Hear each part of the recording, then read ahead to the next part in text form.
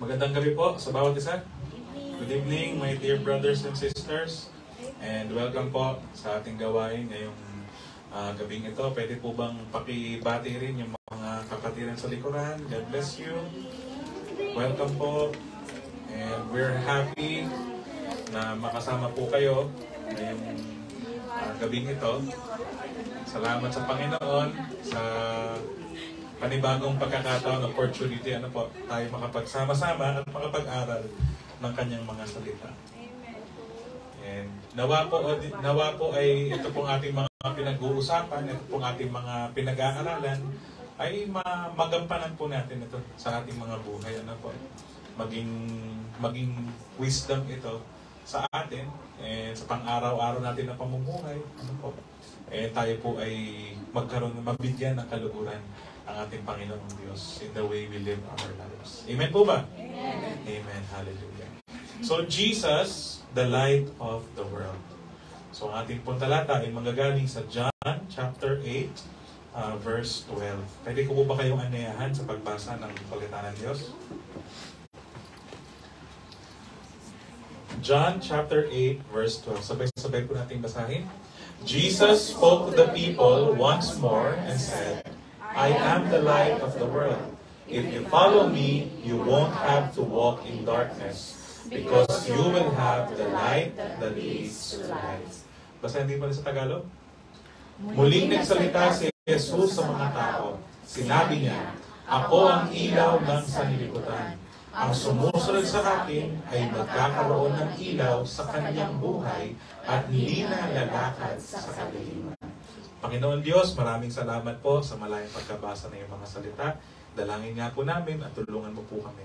Ikaw po, O Holy Spirit, ang mangusap sa iyong mga anak at gabayan mo po kami sa gabing ito ng aming pagbubulay-bulay ng iyong mga salita. Kalooban mo masunod, Panginoon Diyos, at pangalan mo lamang Jesus ang maitaas sa aming kalagitnaan. Lord God, nakikita mo po ang puso ng bawat isa. Wala po kaming ibang desire, kundi parangalan ka at papurihan ng iyong dakilang pangalan. And pagpalain mo rin po, Ama, ang mga kapatiran, Lord God, na nanonood po ngayon sa aming Facebook Live, Lord, pati po dun sa mga manonood pa ng recorded na video na ito, Panginoon Diyos. Gabayan mo rin po sila. Samahan mo rin po sila, O Holy Spirit, at tulungan mo rin po sila na maunawaan ang katotohanan ng iyong mga salita. Maraming salamat po, O Diyos. Sa iyo po namin iniaalay ang lahat ng kapurihan at karangalan. Ito po ang aming dalangin sa pangalan ng aming Panginoong Jesus. Amen. Amen. Nakakapon po kayo. Muling nagsalita si Jesus sa mga tao.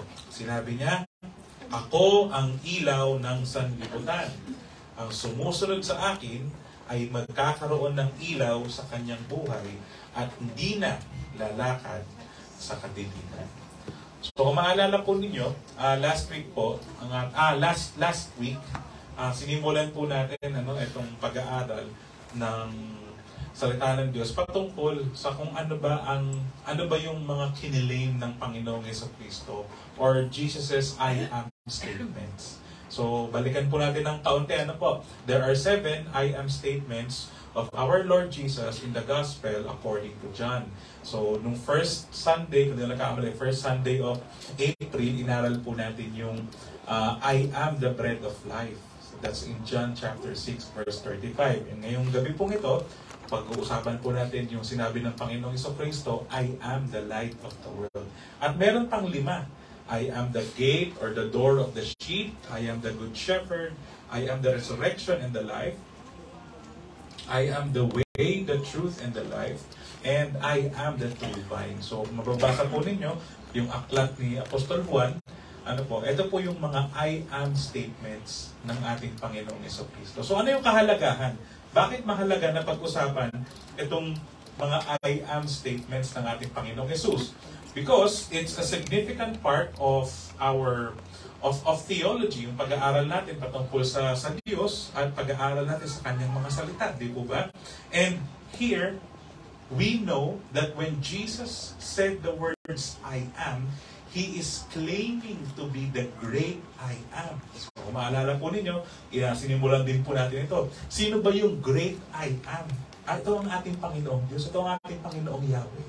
Na nagpakilala sa Exodus chapter 3 Nung nagpakilala si Yahweh kay Moises, nung nagpakita si Yahweh kay Moises through the burning bush, di ba, nung nasusunog yung maliit na halaman, nagpakilala ang Panginoong Diyos, sabi ni Moises, papupuntahin mo ako sa mga Israelite, kakausapin ko sa Pharaoh, anong sasabihin ko sa kanila? Sino nagsugo sa akin? Anong sabi ng Panginoong Yahweh? God replied to Moses, I am who I am. Say this to the people of Israel, I am has sent me to you.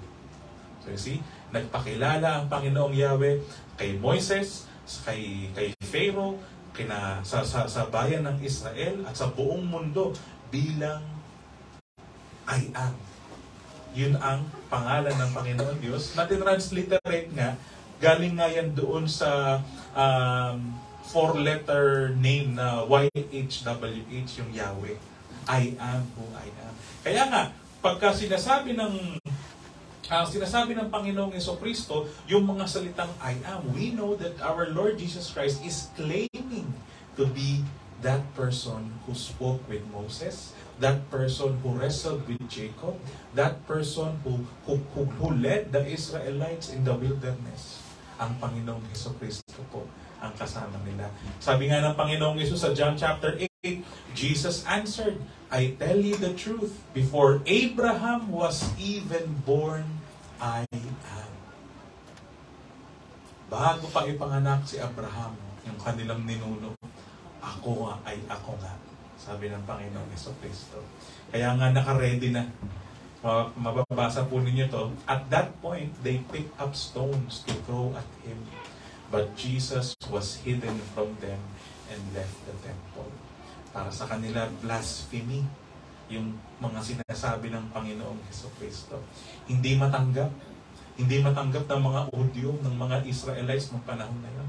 Hindi matanggap ng mga Hudyo that Jesus is claiming to be the I am. Nakilala nila bilang Diyos na makapangyarihan sa lahat. Kilala ko ang nanay niyan, si Maria. Kilala ko ang tatay niyan, si Jose. Di ba doon yan pinanganak? Sa isang bayan na yun, paano mo sasabihin siya yung I am na sinasabi dito sa salita ng Diyos? Kaya itong mga Pariseyo na to, yung mga tao ito na hindi naniwala sa Panginoong Jesus, naka-ready na para pukulan ng batuhin ng ating Panginoong Jesucristo. Amen po ba? Nasusundan po ba ninyo yung storya na ito pong mga I am statements ng ating Panginoong Jesus? So, balikan po natin. I am the light of the world. Sabi sa John chapter 8, verse 12. Now, there are two types of light dito po sa ating mundong ito. Di po ba? Una po natin ang pag-usapan, yung physical light tinatawag. Sabi sa Genesis chapter 1, sinabi ng Diyos, magkaroon ng liwanag. At nagkaroon nga.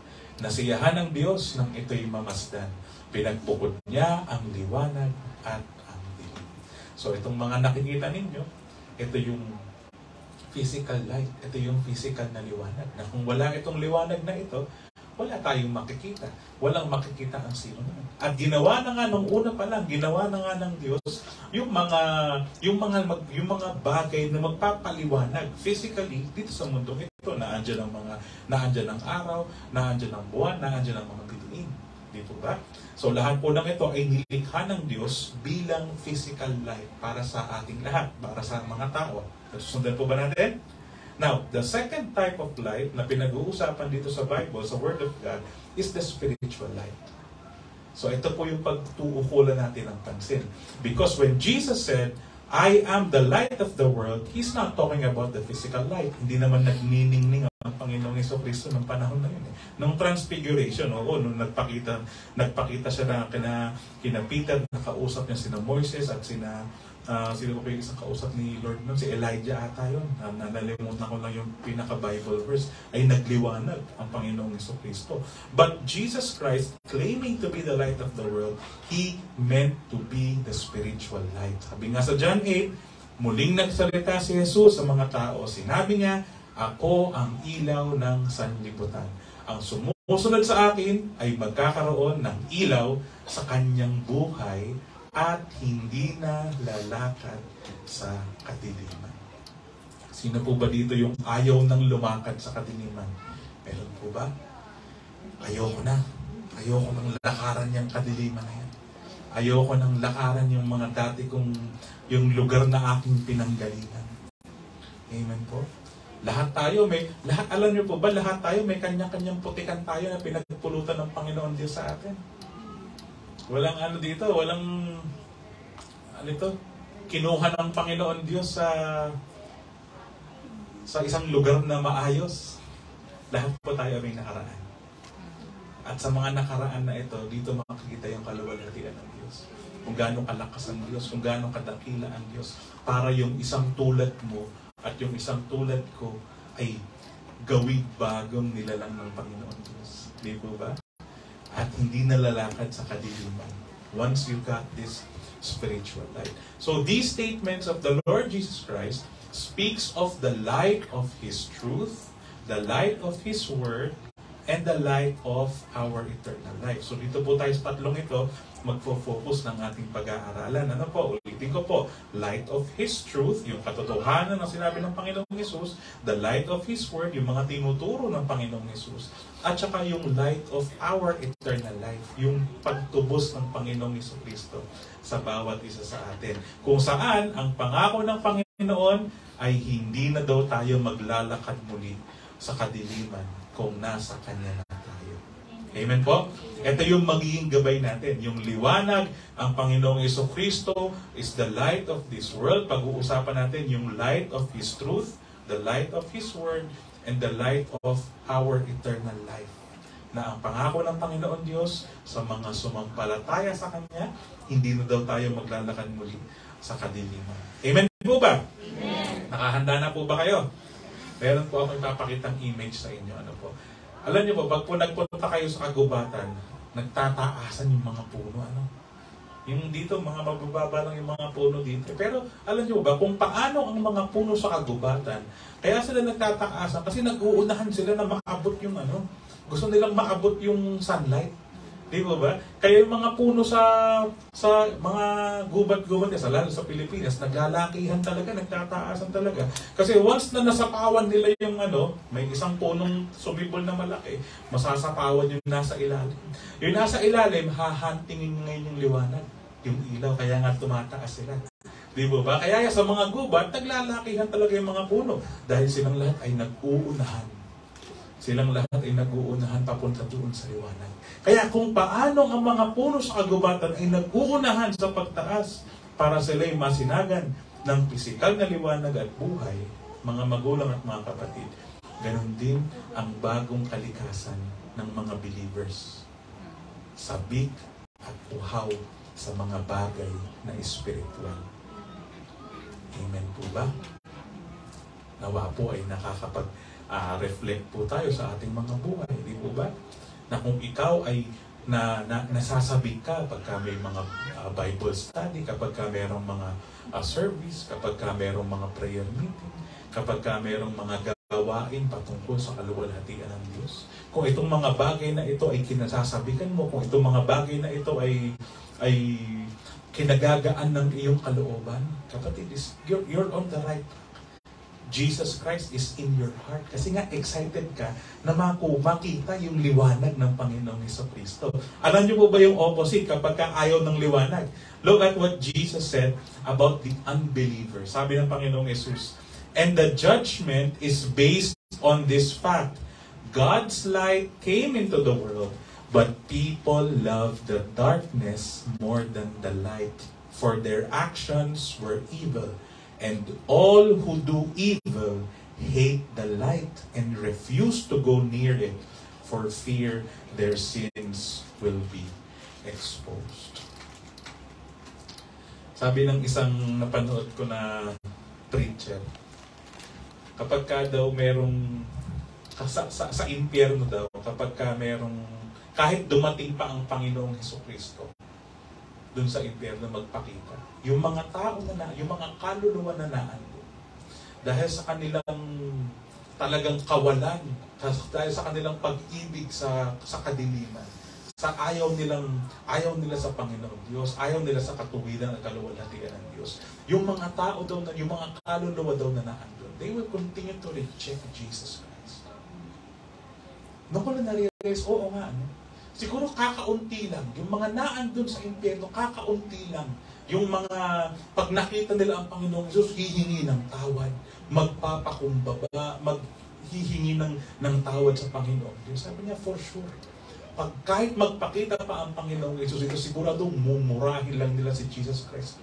Tatalikuran lang nila si Jesus Christ. Then I stumbled upon this verse, oh yes, kaya pala.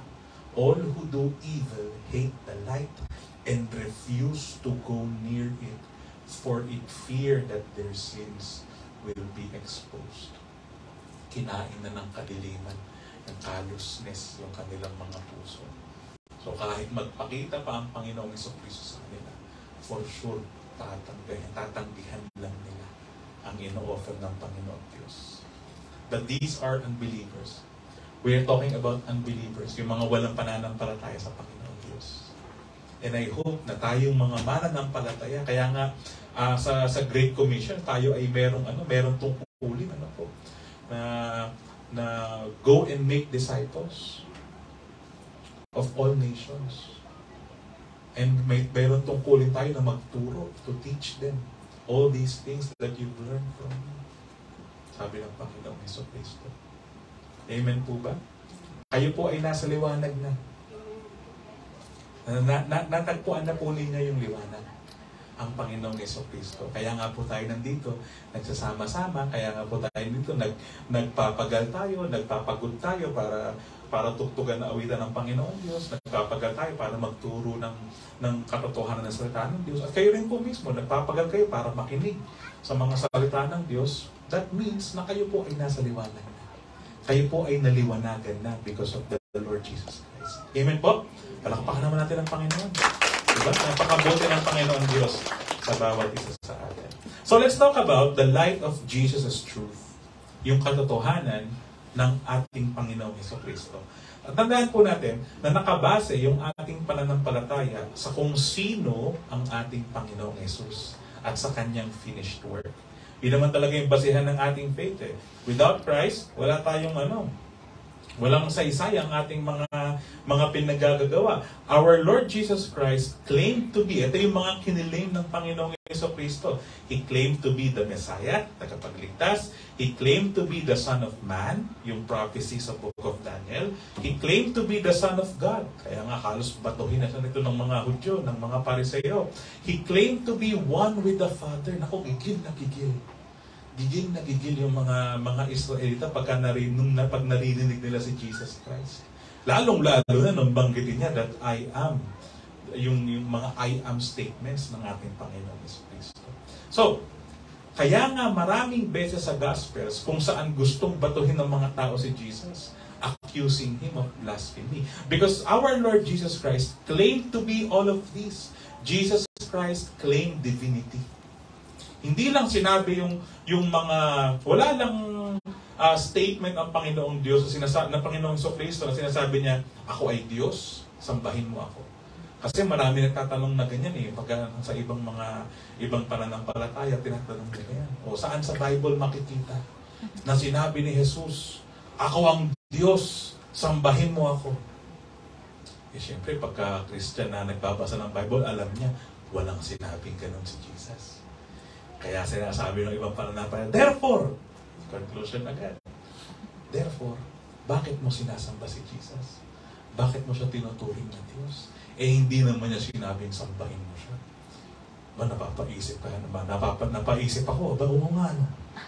Wala nga sinabi si Jesus Christ. But if you will dig deeper in studying the Word of God, look at these claims. The Messiah, Son of Man, one like the Son of God, the Son of God, the one with the Father, the great I am. Well, wala lang yung unequivocal statement na I am God, worship me. Wala lang yun sa Bible. Pero the claims of our Lord Jesus Christ, He claimed divinity, my dear brothers and sisters. Kaya ang mga tao ay gustong batuhin ng Panginoong Yesus sa Matthew 26. Then the high priest tore his clothing to show his horror and said, blasphemy! Why do we need other witnesses? You have all heard his blasphemy. Ito talaga blasphemy ng blasphemy. Pinakawalan na nga ni Poncio Pilato Wala akong nakitang kasalanan dito kay Jesus na ito. Bakit nyo ba siya gustong mamatay? Bakit nyo ba siya gustong patayin? Diba? Nagsigawan ng mga tao. Crucify Him. Blasphemy ang pag-claim niya na siya ay Diyos. And true enough, namatay po ang ating Panginoong Jesucristo.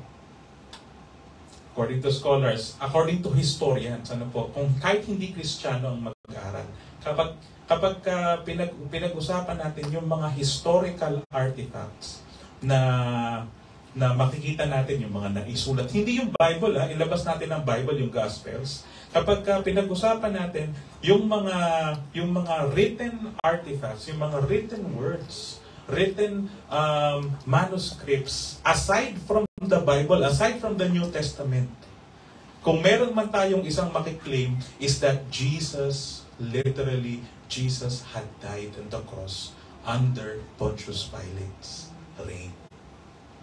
Yan po ay historically accurate. Kahit pag nating basahin ng Biblia, yung mga nasulat ng mga nina Josephus, yung mga historians nung panahon na yon, yung pag-aaral ng mga historians, malalaman natin isang statement lang ang sasabihin nila, imposibleng hindi namatay si Kristo. Meron talagang Jesus na pinanganak sa Nazareth na namatay, ipinako sa krus under the rule of Pontius Pilate. Isang sigurado po yun, mga magulang at mga kapatid. So, when Jesus Christ died, syempre, hindi naman natin sure. Kaya yung may mga disipulo, nung namatay ang Panginoong Jesucristo, ay naghiwa-hiwalay. Naghiwa-hiwalay.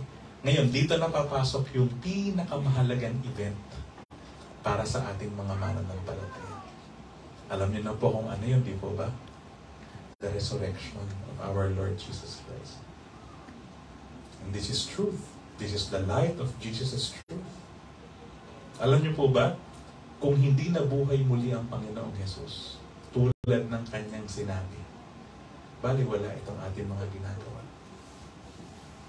Kung hindi nabuhay ang Panginoong Jesucristo, para lang siyang isang false prophet. Para lang siyang isang false messiah. Para lang siyang yung mga nandun sa Davao na nagpapatigil ng kung ano-ano. Sigurado ako, pagka dumating ang panahon na kinuha na siya ng Panginoon Diyos, sigurado ako hindi mabubuhay muli.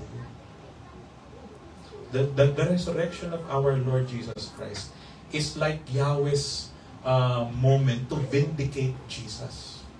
Parang, ito yung sinabi ng Panginoong Yahweh na Jesus Christ claimed divinity. Jesus Christ claimed that He is the great I am. He is the Son of God. He was accused of blasphemy. Kung si Jesus Christ ay hindi totoo yung mga pinagsasabi ng Panginoong Jesucristo tungkol sa Kanya, abay, sigurado hindi siya bubuhayin ng Panginoong Yahweh. Hindi siya mabubuhay muli. But the resurrection only proves that Jesus Christ is indeed telling the truth. Amen? That Jesus Christ is who He said He was. Among everybody else who claimed to be God, only our Lord Jesus Christ overcame death. Kahit yung mga sinasamba nila dito, ay yung kanilang favorite na propeta dito sa lugar na ito, namatay rin lang yun.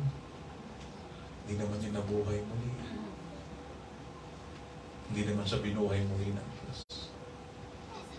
Sa lahat ng mga nag-claim na sila ay Diyos, sila ay mensahero ng Diyos, sa lahat ng mga tao na nag-claim yan, tanging si Jesucristo lang yung nabuhay muli.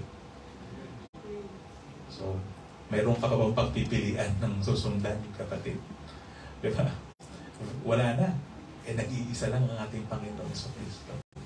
Kaya nga, sabi ng Panginoong Jesus sa John chapter 14, sumagot si Jesus, ako ang daan, ang katotohanan, at ang buhay.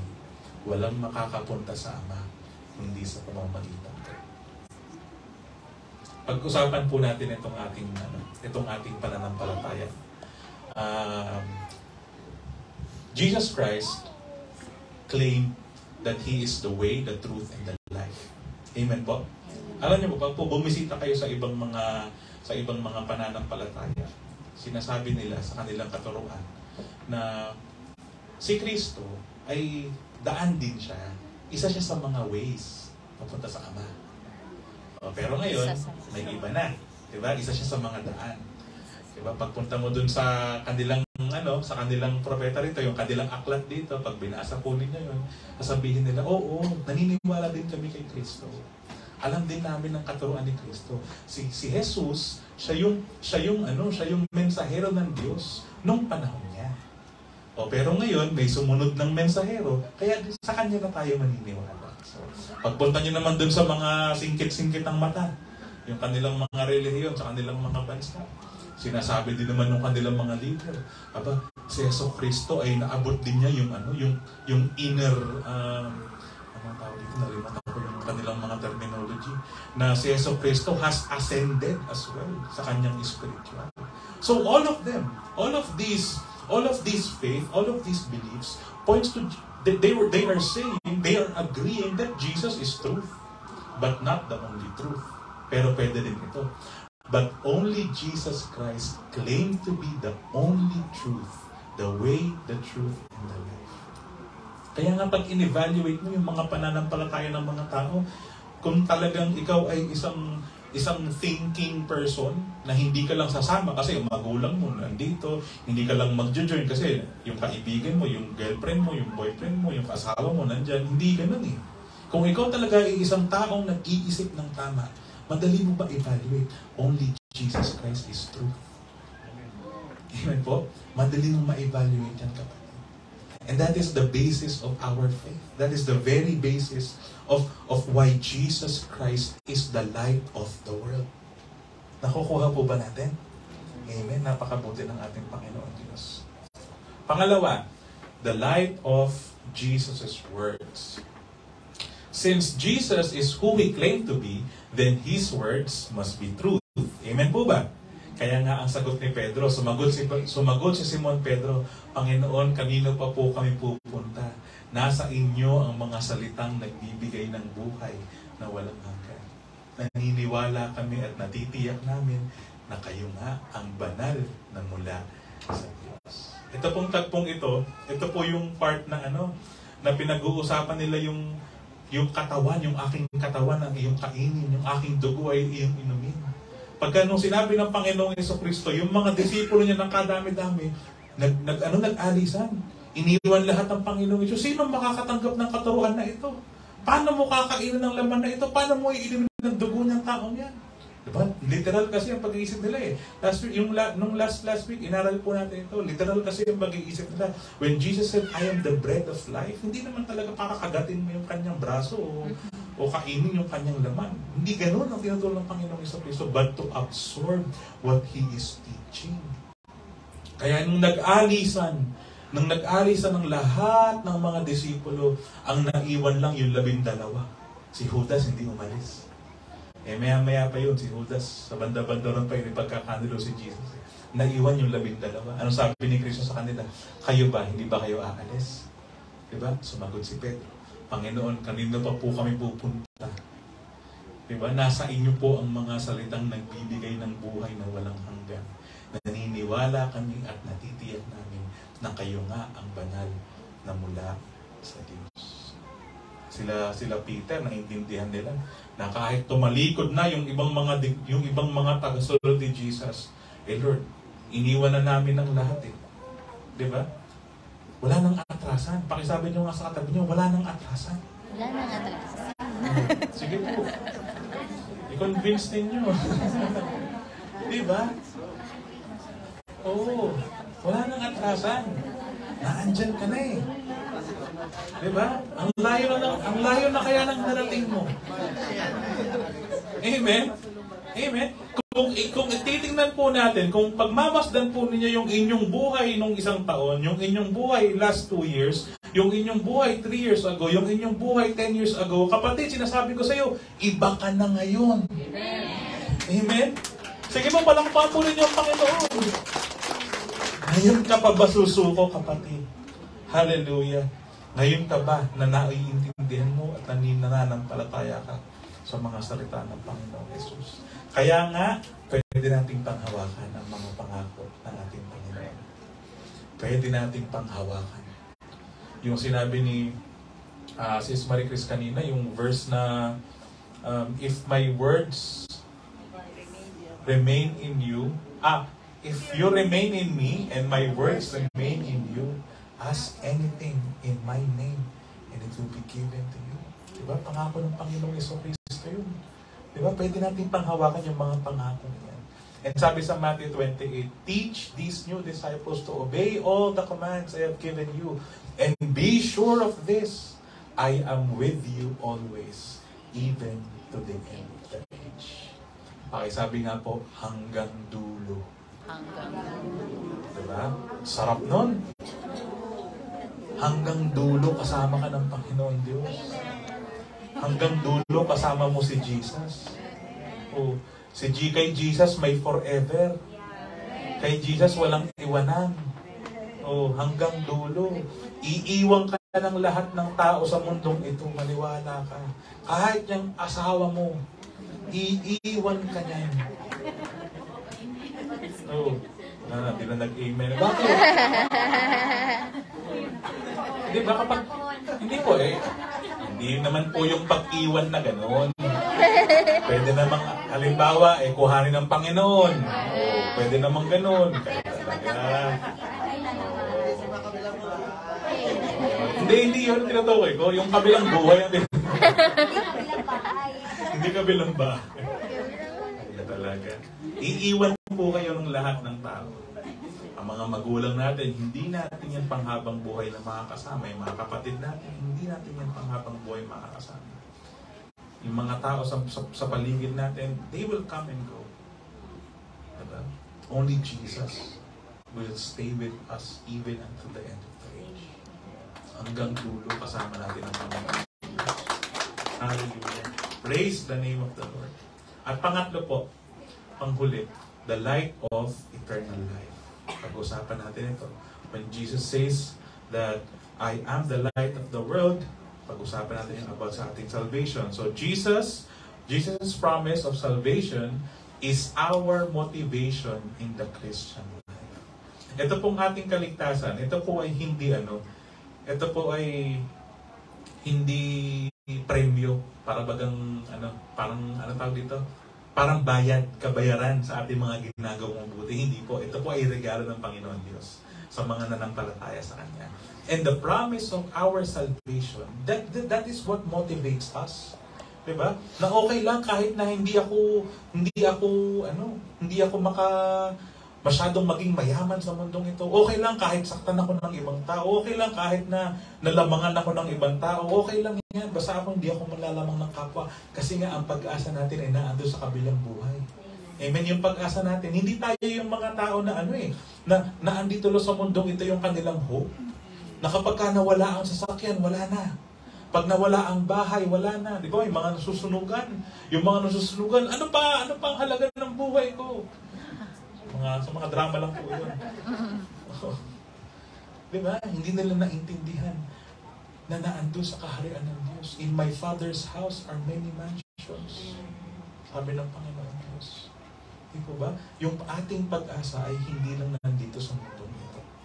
Yung pag-asa natin higit sa anuman ay naando sa kaharian ng Diyos. Kaya nga our salvation must be our motivation in the Christian living. Okay lang kahit lamangan ka ng kapwa mo, kapatid. Yung hindi ka makabawi, nahirapan ka, nilamangan ka, dinaya ka, di ba? Hindi ka nakakuha ng justice. Okay lang yan, paraya ka. Huwag ka na lumaban. Okay lang yan. Kasi pagdating na nasa kaharian ng Diyos, di ba? You will have the fullness of joy. You will have the fullness of your peace. Amen? Kasama ang ating Panginoon Diyos. Hallelujah. Amen po ba? Amen. Kaya nga sabi sa John 8, ito yung ating verse. Muling nagsalita si Jesus sa mga tao. Sinabi niya, ako ang ilaw ng sanlibutan. Ang sumusunod sa akin ay magkakaroon ng ilaw sa kanyang buhay at hindi na lalakad sa kadiliman. Because you are inspired of your salvation. Salamat, Panginoong Jesus, sa aking kaligtasan. Salamat, Panginoong Jesus, dahil mayroon akong pag-asa sa kabilang buhay. Hindi ka na ngayon matutokso na sumunod pa dun sa mga paglakad sa kadiliman, sa pagkakasala. Hindi mo na, malalagpasan mo na yan, kapatid. Because your inspiration, your motivation is what Jesus has given you. Yung iyong kaligtasan. Sigurado po yung ating kaligtasan sa kamay ng Panginoong Jesus. Alam niyo po ba yun? Ito po yung isang sigurado sa mundong ito. Sabi nila, marami daw mga changes. Change is the only constant thing in the earth, in the world. Maraming pagbabago sa mundong ito. Pero yung pangakong kaligtasan ng Panginoong Jesus, hindi yan mawawala sa iyo, kapatid. Binding yan. Dugo ng Panginoong Jesucristo ang pinantubos niyan. Sabi sa John chapter 10, nakikinig sa akin ang mga tupa. Nakikilala ko sila at sumusunod sila sa akin. Binibigyan ko sila ng buhay na walang hanggan. Kailan may, pakibasa nga po yung last na sentence. Kailan may, hindi sila mapapahamak at hindi sila maaagaw sa akin ni Numan. Aba, ibang promise to, kapatid. Diba? Kapag ito talaga, yung mga verses parang dumadaan lang sa ating mga, pag nagbabasa tayo, Pero kapag naunawaan natin yung pagbasa ng mga talatang ito, Lord, ibang promise to. Binibigyan ko sila ng buhay na walang hanggan. Kailan may, hindi sila mapapahamak at hindi sila maaagaw sa aking ninuman. Alam mo yung buhay mo, nasa kamay ng Panginoong Jesucristo. Safe. Secure. Sigurado. Hallelujah. Yung kaligtasan mo, hindi yan basta-basta mawawala sa iyo, kapatid. Sabi dun sa Romans, neither death nor life, neither angels nor demons, neither heights nor depth, nothing in all creation can ever separate you from the love of God which is revealed in Christ Jesus. Kahit yung mga demonyo, yung mga anghel, kahit pumalag pa yan, bakit mo ililigtas yang si Arky? Aba, pag sinabi ni Lord, anak ko yan, anak ko yan. Amen? Walang kukontra dyan. Ang Panginoon Diyos. Pag sinabi ng Panginoong Diyos, tubos ka, kapatid, tubos ka. Buhay man o kamatayan. Di po ba? May mga katuruan tayo naririnig na kapag ang isang tao nagpakamatay yan, dire-diretso ng impyerno yan. May mga ganun tayo naririnig, Kayo po ba, naniniwala din po kayo doon? Para bagang ang kaligtasan ay nakadepende sa kung ano yung huli mong ginawa. Nasusundan po ba ninyo? Kapatid, hindi ganun ang salvation. Hindi ganun ang kaligtasan. Sabi nila, pagka ikaw ay nag-suicide ka, pakamatay ka, yun na yung huli mong nagawa. Nag-murder ka na. Minurder mo yung sarili mo eh. So therefore, impyerno ka na. Hindi ka na nakapag-repent. Ayun. Hindi ka na nakahingi ng tawad. Hindi mo na naihingi ng tawad yung kasalanan mo. So therefore, dire-diretso ka na sa impyerno. So ano ang basihan ng kaligtasan?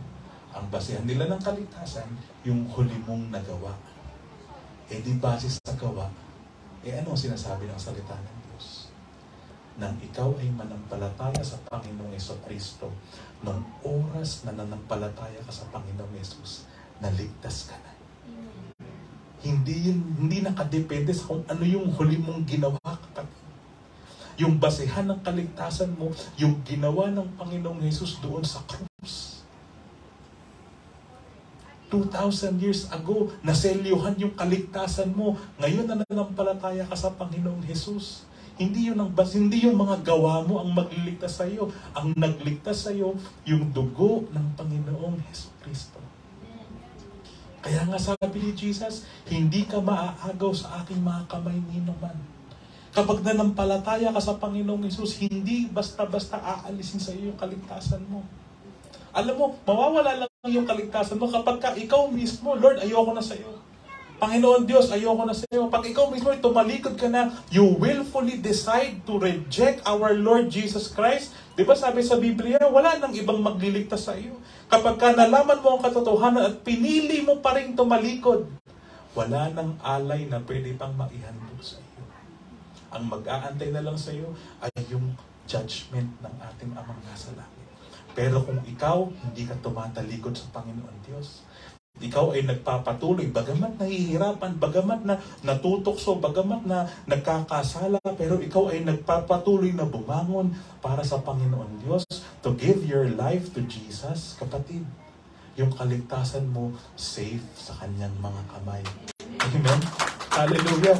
To God be all the glory. Sana po'y maintindihan pa nito. Neither death nor life, nothing in all creation can separate you from the love of God which is revealed in Christ Jesus. Amen po ba? Amen. Ganon katibay yung kaligtasan mo, kapatid. Ganon katibay yan. Binding yan. Dugo ng Panginoong Jesucristo ang ipinang-selyo dyan. Si Holy Spirit mismo. At si Holy Spirit, siya yung guarantee natin eh. Diba? Si Holy Spirit yung guarantee na ang lahat ng mga pangako ng Panginoong Jesucristo ay maisa sa katuparan pagdating ng takdang panahon. Kaya nasa atin ang banal na Espiritu ng Diyos. Amen po ba? Kapag tayo nagkakasala, si Holy Spirit hindi umaalis. Amen? Pag tayo ay natutokso, si Holy Spirit hindi yan umaalis sa iyong katawan. Bagkus siya ay naninibugho. Kaya nga sabi sa Bible, do not grieve the Holy Spirit because of the way you live, because of your sins. Hindi kanya iniiwan. Oo, naninibugho ang banal na Espiritu, nalulungkot ang banal na Espiritu every time we sin. Pero hindi niya tayo iniiwan. Amen? Ganun kabuti ang Panginoon Diyos. Amen po ba? Hallelujah. Praise God. Sige po, palakpakan natin ang Panginoon. As true followers of the light, we will never follow the ways of sin and never live in a state of continually sinning. Okay po, sabi po sa 1 John chapter 1, this is the message we heard from Jesus and now declare to you. God is light and there is no darkness in Him at all. So we are lying if we say we have fellowship with God but go on living in spiritual darkness. We are not practicing the truth. But if we are living in the light, as God is in the light, then we have fellowship with each other. And the blood of Jesus, His Son, cleanses us from all sin. Hallelujah. Siguro kung meron kayong isang take-away sa ating mga pinag-aralan ngayon, I hope and I pray na yung take-away natin ngayong gabing ito is yung tungkol sa kung gaano kasolido yung kaligtasan na ibinigay ng Panginoon Diyos sa bawat isa sa atin. Kung gaano katindi yung pinangtubos sa iyo. Madalas na-overlook natin yan eh. Madalas sa church nakatingin tayo doon sa mga miracles, yung mga healing, yung mga financial blessing. Madalas na-overlook natin yung kaligtasan, yung salvation. Yan yung pinaka-basic. Yan. Di po ba? Ngayon, alalahanin po ninyo. Kailan mo ba tinanggap si Kristo sa iyong buhay? Reflect lang po kayo. Maaaring last year lang. Di ba? Maaaring decades ago na. Diba? Nang talagang tinanggap mo si Kristo, nagsisi ka sa iyong mga kasalanan, na tinanggap mo si Kristo sa iyong buhay. Kapatid, kung maalala mo pa kung kailan yung panahon na yun, kung meron ka pang date na alala mo pa yung petsa, nung panahon na yun, hanggang ngayon, ligtas ka na. Amen. O, diba? Ganun kagaling ang Panginoon Diyos. Ganun kabuti ang Panginoon Diyos. Sabi ko nga, kung meron kayong isang take away, kapatid, nawa yung about sa ating kaligtasan. Dahil mahal na mahal tayo ng Diyos. Hallelujah. Our Lord Jesus Christ is the light of the world. Amen po ba? Pwede ko po ba kayong anyahan tumayo? Napag-usapan po natin that about the light of His truth, the light of His Word, and the light of our eternal life. And this guides us and leads us day by day. Ngayon, na naintindihan mo na kung bakit si Lord Jesus ang liwanag sa mundong ito, may tanong po ako dito, nakahanda ka ba na tanggapin ang hamon ni Lord ngayon? Diba naintindihan na natin that Jesus Christ is the light of the world. Naintindihan din natin na yung katotohanan ng Panginoong Jesucristo, yung kanyang mga salita at yung ating kaligtasan, ito yung nagbibigay ng liwanag sa ating mga buhay. Ito yung ating nagiging motivation. O ngayon naintindihan mo ito mga kapatid ko sa pananampalataya. Nakahanda po ba kayo dun sa challenge ng Panginoon Diyos?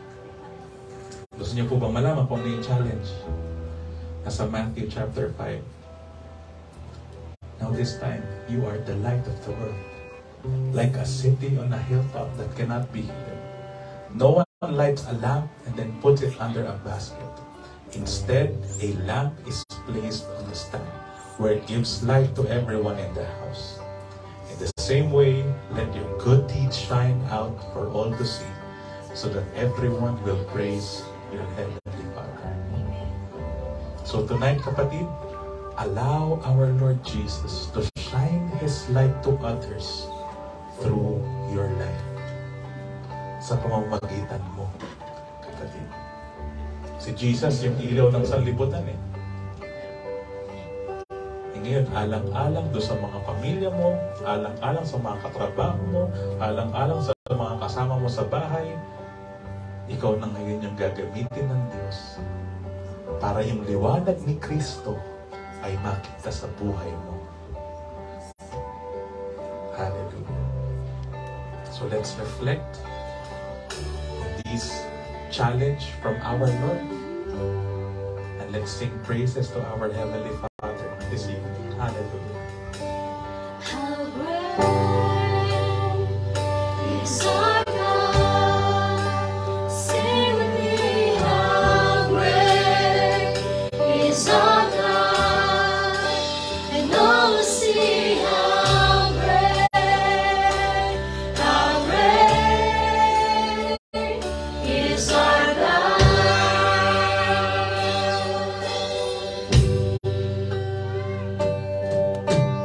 Name above all names, you are worthy of all praise, and my heart will sing how great is our God.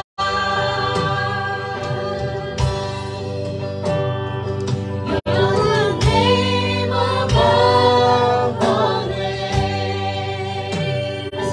You are worthy of all praise, and my heart will sing how great is our God.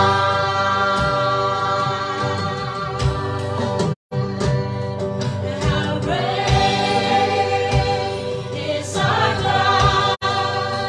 Sing with me, how great is our God? And all will see how great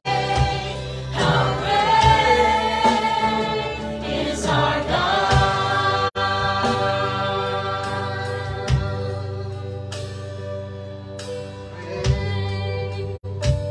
Is our God? Sing with me, how great is our God? And all will see how great is our God.